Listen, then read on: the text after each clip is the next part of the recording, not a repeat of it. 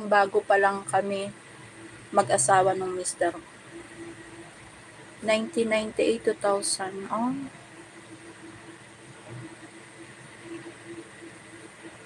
Anong year ba ako? Parang ganyan nga yata, Sis Eden, ako natira ng Marikina.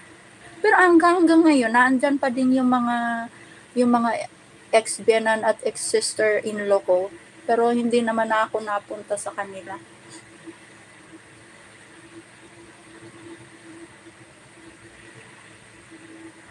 Sir AB Mix, hindi ka busy. Thank you so much, Sir AB. Ayan, may 10 minutes na lang ako, guys. At ako'y mag-i-end na din. Ayan, Sir Dong, tapos na ako sa iyong isa pang video.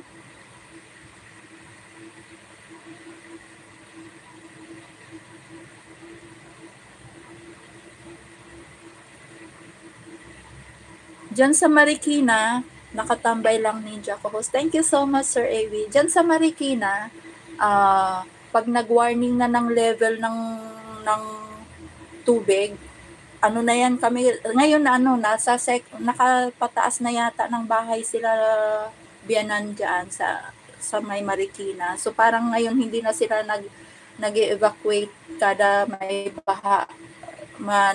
Lumilipat na lang sila sa kanilang second floor. Dati maranasan ko yan na nag-evacuate sa may mga schools.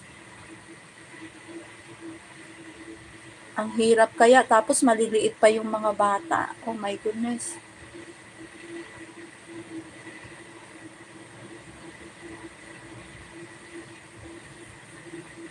Laging binabaha dyan. Ako 2000 ako napunta dito sa Marikina. Oh. Tagal na rin Oo, grabe experience ko dyan sa baha dyan sa Marikina. Maliit pa yung dalawang inakay ko noon.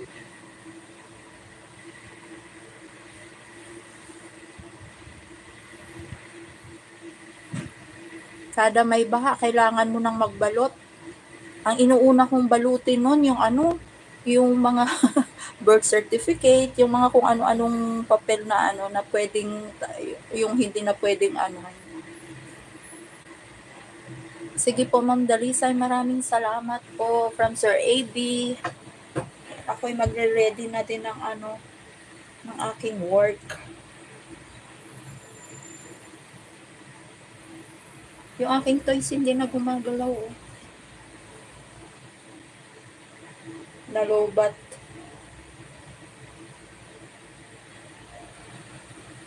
Ayan, ganun talaga ng sikreto ngayon sa sa Marikina. Kailangan taasan mo na talaga yung iyong bahay pag ikaw natira doon.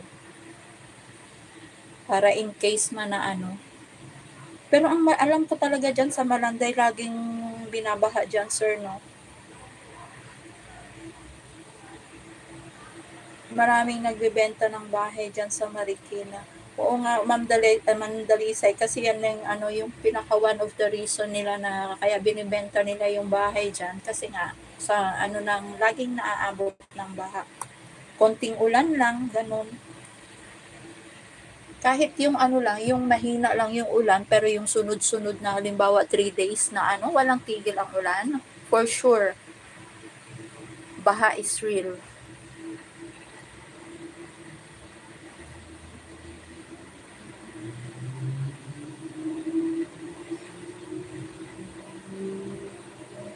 Tapos dyan din ako na sa bayan naman ng Marikina, yung negosyo namin dati na na lutong ulam, ganyan.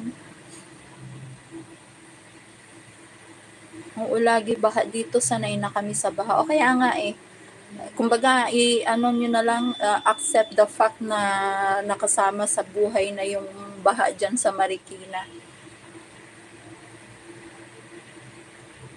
Thank you so much, Sir Jam.